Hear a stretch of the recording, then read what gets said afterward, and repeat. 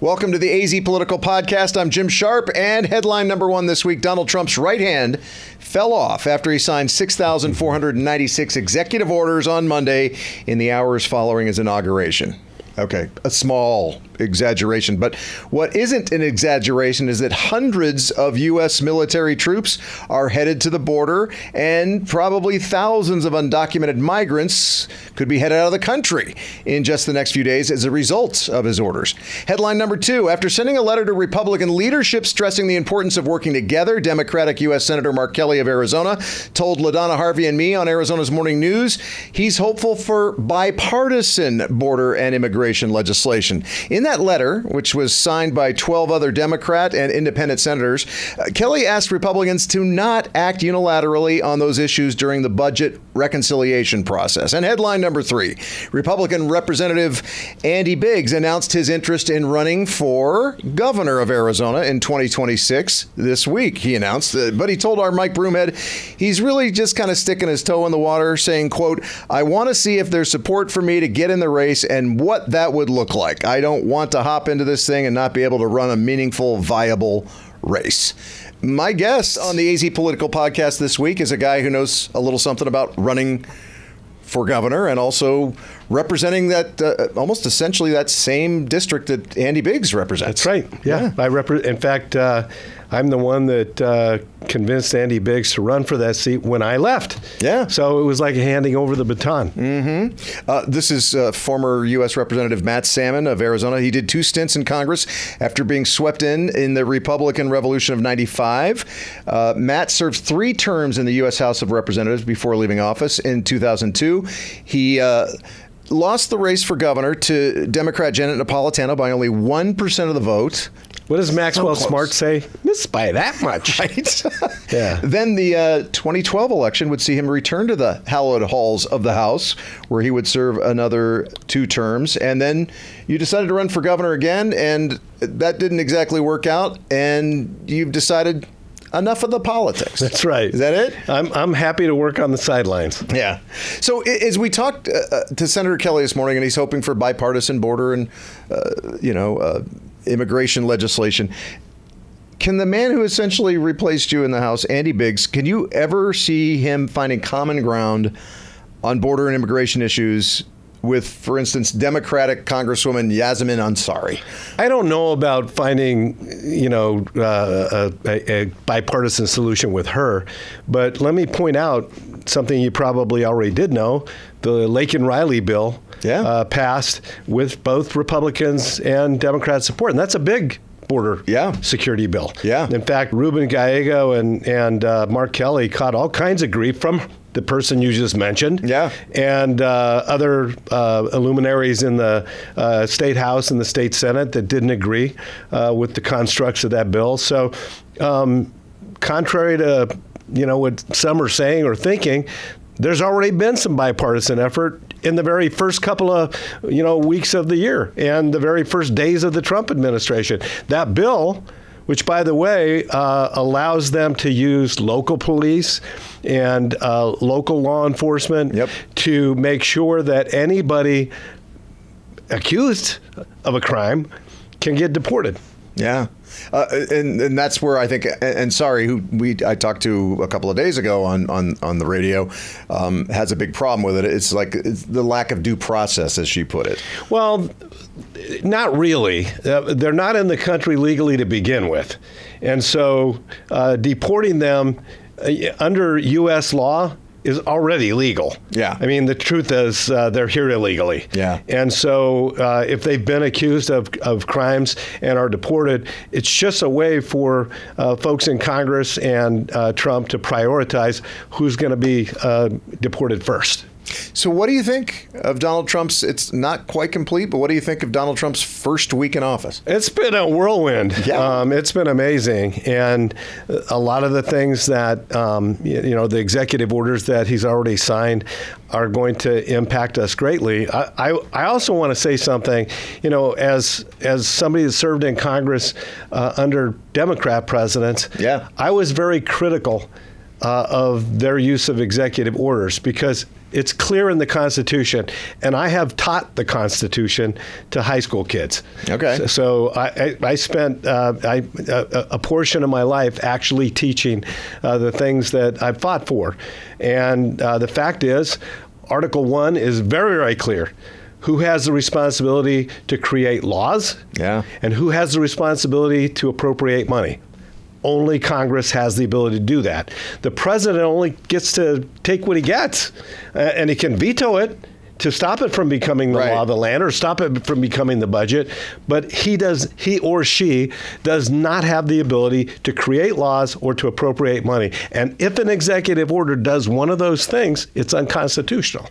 So, and by the way, I think that's why that birthright citizenship thing that it's going to be debated until the courts make a decision. Yeah. And, not long after he signed that executive order dealing with citizen birth, the several attorneys general from different states from the other party filed suit.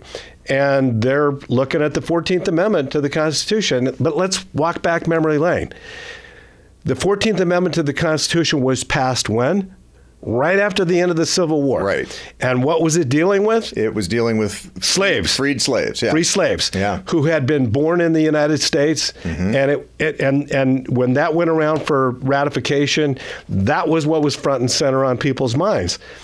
Where the 14th Amendment was determined that it applied to all people, not just the slaves, or free slaves, now on American soil, but it also applied to people from other countries. Do you know the lawsuit that determined that?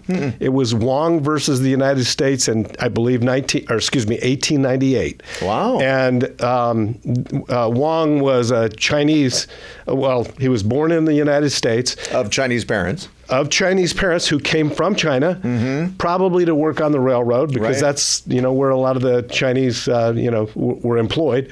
And he was born. They were not here in the United States legally. And he was born, and that was the lawsuit that determined that. The fact is, it's kind of like Roe versus Wade. It's only good as long as the Supreme Court upholds it. Right. And Supreme Courts reverse decisions all the time. Yeah. Wow. So we'll see what happens. I guess that's one of those things that, as you said, can be reversed. So it can be reversed. Stay tuned. And if they take more of a originalist, view of the Constitution, you have to look back on constitutional amendments. You have to look back to what was the intent. Right. Intent. Yeah. Yeah. That's huge in determining, whether the law is upheld or whether it's not. You have to go back to the intent. And by the way, it's not 100% unique to the United States, but it is pretty unique around the world that if you happen to be born in the United States, whether your parents are here legally or illegally, or whether they're citizens or not citizens, that doesn't hold around the world. And I remember when I was running for governor, back in 2001, talking to a lot of our hospital personnel, down around Yuma, and in Tucson, and talking to our law enforcement folks that said they saw time and time again ambulances from Mexico coming up to the border with a pregnant woman, putting her in an ambulance on the American side, driving her to the hospital so that child would be an American citizen. Now, that seems to be kind of taking advantage of our good nature. Yeah. But I also can see how, everybody wants that American dream, right? Of course they do. Your kids to have of course they want the American dream. Right. But I think that, at the time, when I was talking to the hospital personnel, invariably somebody that would, come from another country, have their baby in an American hospital, never paid their hospital bills. And so there's a lot of issues, at play there. Well, we have to move on because according to my calculations, we still have 6,495 executive orders to sort through. So you and I are going to have long beers when this discussion's done. So besides that immigration stuff, because there was a lot of immigration stuff in these executive orders. A lot, which by the way, the president does have a lot of power when it comes to that kind of stuff because he's supposed to execute the law. Right. And when he declared a national emergency and talking about the Insurrection Act of what was 1798, and whether or not to invoke that so that he could use U.S. troops on American soil to patrol the borders. Look, other presidents have used our National Guard on the border, but they've used them in more of a capacity of, advising and reconnaissance, and like not actually policing and arresting. But at least from some of the rhetoric that I've heard, it appears that that's going to be different this time. Do you find it a little ironic that he would talk about insurrection and then, basically pardon or commutate the sentences of about 1,500 people who a lot of people would say, acted seditiously at the Capitol on January 6th. Even a lot of people from his same party, which are strong supporters, people like Kevin McCarthy, the former speaker, who has a really close relationship with Trump, was very, very critical on January 6th of some of the activities of individuals who inflicted, damage and wounds on police officers. Yeah. But from, what I've seen so far of the executive order, it was pretty much blanket. And even some of the people that perpetrated violence have been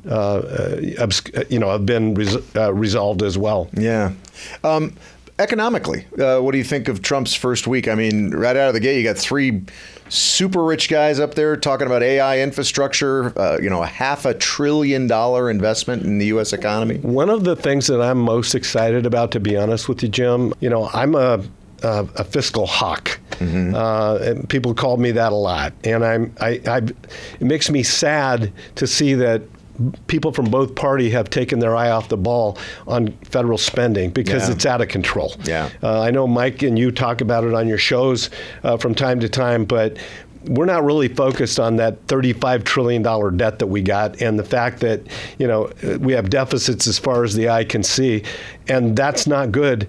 In fact, a former chairman of the Joint Chiefs of Staff said that the number one threat to our national security is our national debt. Wow.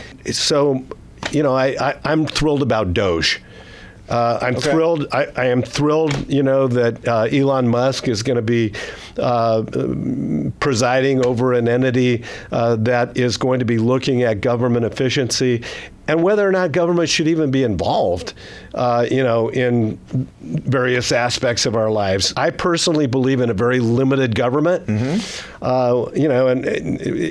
even if it's in my image, I don't like the idea of more government. I think we should have less government. And so the idea that they're going to go through and pare back things, I think that's a really good thing. The idea that, drill baby drill, and what he said about the mines, and has done with his executive orders to basically embolden us to not only become energy independent, but to be exporters of energy as well. That is going to be incredibly lucrative. And then, the activity with mines is going to hugely benefit Arizona. Yeah. Hugely benefit Arizona. In fact, one of the copper mines that we have, I've heard it said, has a vast proportion of all the world's copper needs. And if we could just get off the dime, and that mine has been, played political football with for the last 20 years. Yeah. And if things like this are resolved, Arizona can get on, with our economy. We have a great economy. And, with some of the things that were done in the last administration, on the CHIPS Act, which brought TSMC to Arizona, which also, got Intel to invest scads more money in research and development and production here in Arizona. That's really put us on the map in a big way. And ASU just recently got, I think, close to $1 billion commitment from the federal government for research. These are great, exciting things for our economy. But the flip side, let's mention what you just brought up to the forefront when we mentioned economic issues, and that is the debt. I mean, that's, I think, between Intel and TSMC, it's like close to $25 billion, either in grants or loans from the federal government. Correct. Yeah, so that's a lot of money. It is a lot of money, and look, I know that ultimately, we're going to have to spend money at the federal level, but we got to pare it back, and we've got to get. Look, I was part of the team that balanced the budget, not just 1 year. We balanced it 3 years in a row. Right. And Jim, that's only been done once in the last 100 years. That's crazy. Only once. That's crazy. And I was part of that team. And it's kind of... And so was Bill Clinton. Right, I was going to say, it's kind of crazy. He was the Democratic president who signed this. We brought him along kicking and screaming as a conservative Congress. Right. But you know what? After it all panned out and the budget was balanced, he took credit for it. And I'm like, you know what? It doesn't really matter. We got it done. Yeah. I just got to ask, since you interacted with him, what is your personal opinion of the guy just to hang out with, Bill Clinton? I think he is one of the most incredible politicians. And I read just in one of the publications just in the last couple of days that Trump was very complimentary about Bill Clinton in his statements when he was interviewed and being asked about him. The fact is, you look at, in the good book, it says, by their fruits you shall know them. When you look at the things that happened during Clinton's administration with, the budget being balanced 3 years in a row, the economy was going gangbusters, the immigration stuff was a lot more under control than it certainly was under Biden. So you look at the things that were accomplished, and he accomplished a lot. I think history will be kind to him. His peccadillos, with his personal, foibles, those are going to haunt him too. And Monica Lewinsky, and I was there. I voted to impeach him. Okay. So those things are going to be there as well. But he seemed to me to genuinely care about people. When I left Congress, and I've been there 6 years, I left because I made a term limit pledge. Yeah. And I left keeping. I was one of the few that did. But when I was the year I was leaving, the White House has a Christmas party every year. It's a really big deal. And Bill and Hillary Clinton were the hosts of this Christmas party at the White House. And Nancy, my wife, and I were standing in line to go up and shake their hands. And when it got to me, the attaché said, Congressman Matt Salmon and his wife Nancy. As soon as I stepped close to him, Bill Clinton grabbed my hand, pulled me in close to him, and he said, Hillary, this is Matt Salmon. He's been serving 6 years. He's keeping his term limit pledge. I mean, I was not a committee chairman or the chair, the Speaker of the House or in the leadership. Right. I mean, I'd been there for 6 years. And then he said, and Matt speaks fluent Mandarin Chinese. And he's kind of worked with us on some of the U.S.-China policy. And he said, we're really going to miss Matt around here. And I just thought, this guy's amazing. I mean, how he knows these things about me, that I spoke Mandarin, that I keep in my term limit pledge, that I would, all these different things. And I walked away telling my wife, that guy's incredible. Yeah, no, it sounds like he's got one of those steel trap minds. Yeah. Yeah. And it wasn't like, he was so excited that you were keeping your term limit promise, because then it was, another Republican getting out of. And when it gets right to it, I've met and had conversations with 5 different presidents. Rode back from Washington, D.C. on Air Force One with President Bush. Okay. W. Mm-hmm. I spent time, talking with Barack Obama. I met Bush 41. He did a fundraiser for me at his house in Houston when I ran for governor back in 2001, and he gave me a check, and he said, I'm only giving 2 checks for governor this year. The other one is to my son, Jeb, who's running for governor in Florida. That's nice. So, and I spent a lot of time with Bill Clinton. How about Trump? Have you spent much time with Trump? Spent a lot of time with Trump. So In fact, I spent a whole day with him on Trump International Golf Course. This was about 3 years ago. Ron DeSantis, who's a very, very close friend of mine, the governor of Florida, and he invited me to go golfing with Trump.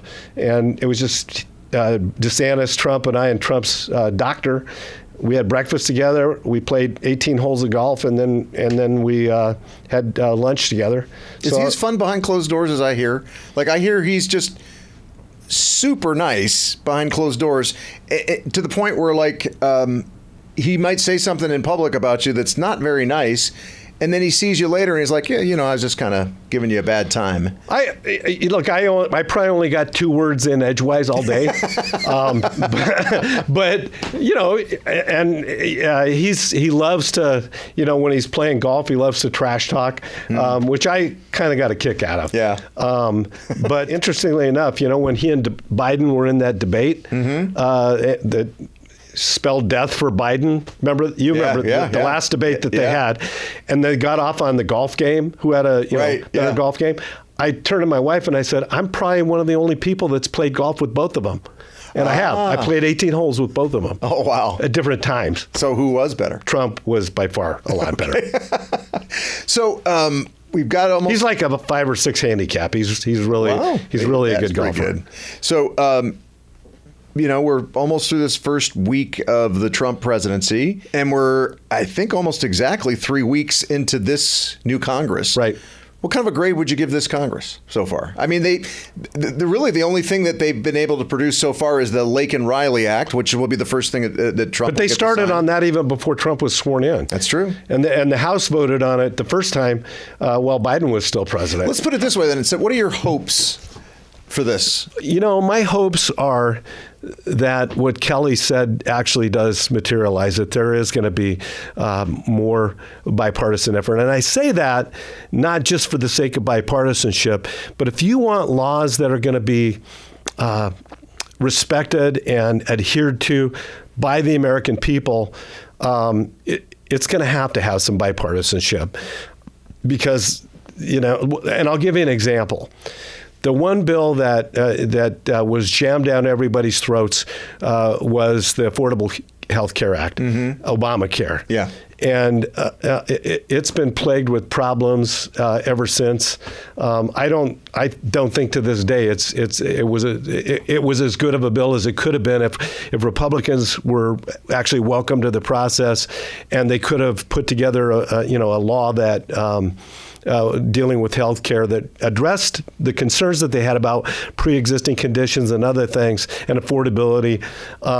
But anytime the Congress jams through partisan legislation, it doesn't really stand the test of time. And so I think if we want to do something really important like, the border security and immigration reform, which we're badly in need of immigration reform as a country. Yeah. We also know that in this country, and you saw the big debates on the H-1B visas. Right. The fact that those are the farm worker visas. High tech. The high tech visas. Right. Yeah, those are the high tech visas. The C one. And people in Trump world were really divided on it, but people like Elon Musk and Ramaswamy basically came out in strong support. Right. Saying, hey, we need talent from all over the world. If America's going to maintain a preeminent position on technological advancement, we want the best. And it's not unlike the NBA.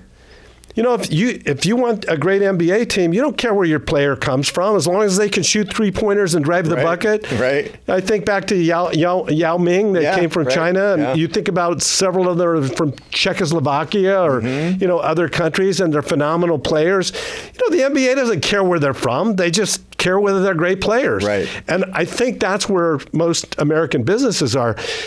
When we want the greatest minds and the best talent when it comes to moving our products and services in America and coming up with the better mousetrap, we want the best players no matter where they're from in the world. And that's a smart policy. Yeah.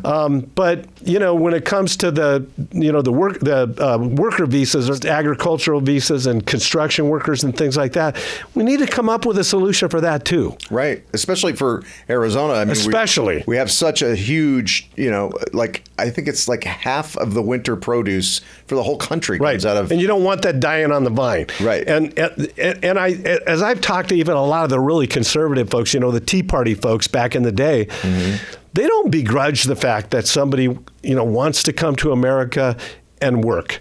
Yeah. As long as they're not coming to freeload. Or commit crimes. Or to make crimes. Yeah. And, back when I was in Congress, we put together a bipartisan bill that basically said that you could, be part of like a guest worker program. But the minute you apply for welfare assistance or the minute you commit a crime, you're gone. Yeah. And that was very strongly supported, even when I talked to the Tea Party groups. Hey, we don't care if people want to come and contribute to our economy, as long as they don't want to just come leech off everybody. Yeah. I got 2 more questions for you. Yeah. What are the things that are going on in Washington right now that make you say, whew, boy, am I glad I'm not there right now?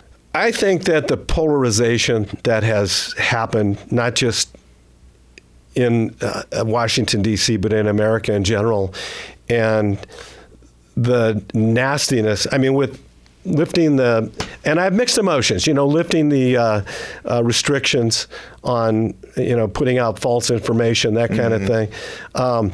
There are a lot of trolls out there and people that don't use their names, and they're really brave, when nobody knows who they really are, lobbing accusations at somebody, and it just, the quotient of nastiness is at an all-time high, and I don't miss that at all. What are the things that are going on in Washington right now that go, gosh, I kind of wish I was still there? Well, when I think of some of the things that are going to be done through DOGE, I've always wanted to see a far more limited government, and getting rid of obsolete things that never worked in the first place. And that's just not done. In fact, Ronald Reagan said, the closest we're going to come to seeing something about eternal life in our lifetimes is a government program. Right. And it's sad, but true. Yeah.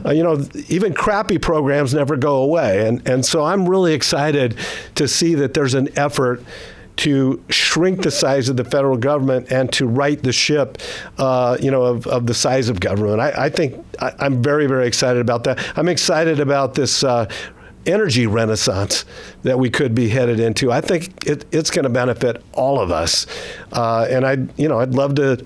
It's something I talked about for a long, long time, and wanted to see happen. And looks like maybe we have a good chance of seeing that happen. And I wish I could be part of some of those positive things. Yeah. Well, it's sure good to see you. It's great to see you. Appreciate you're doing this again. We'll have to have you on again. I think it's been almost a year since we. Jim, I love being on your show, and I love listening to your morning show on KTAR. You have a great head, and you just got a good heart. And you know what? When you got a good mind and a good heart, you got the world by the tail. My wife just says I have a big head. Well, thanks so much to former Congressman Matt Salmon for joining us on the AZ Political Podcast. Thank you for watching, and we'll catch up with you soon. Thanks for watching the AZ Political Podcast with Jim Sharpe. Click the box to watch more from KTAR News and tap the button in the middle to subscribe.